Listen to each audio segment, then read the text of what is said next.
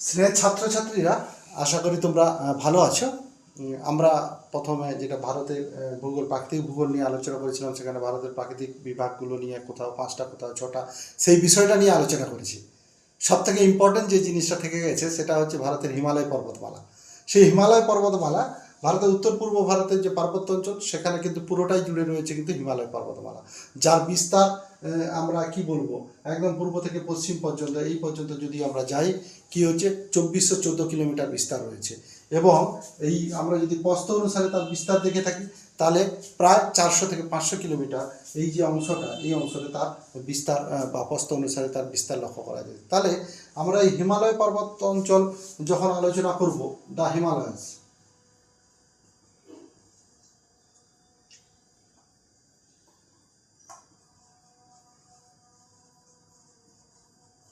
হিমালয়, তাহলে উত্তরের পার্বত্য অঞ্চল, আমি হিমালয় কেন বলছি, মানে গ্রেট হিমালয় যেহেতু আলোচনা করছি, তাই তার নামটাই আমি ব্যবহার করছি। উত্তর পূর্বের বা উত্তরের পার্বত্য অঞ্চল নিয়ে আমরা আলোচনা করছি। প্রায় এখান থেকে কত 2414 কিলোমিটার বিস্তার রয়েছে। আর উইথ কত রয়েছে, প্রায় 400, 0 থেকে 400 কিলোমিটার, কোথাও কোথাও বলছে 500 কিলোমিটার পর্যন্ত এর বিস্তার রয়েছে উইথ অনুসারে। তাহলে এই হিমালয় পর্বতে আজকে আমরা যে বিষয়টা নিয়ে আলোচনা করব, সেটা হচ্ছে প্রস্থ অনুসারে। প্রস্থ অনুসারে আমরা একে কিন্তু 4টি ভাগে ভাগ করে থাকি। একদম আমরা যদি এইখান থেকে দেখে নিই, প্রায় এই অংশটা, এই অংশটাকে আমরা বলছি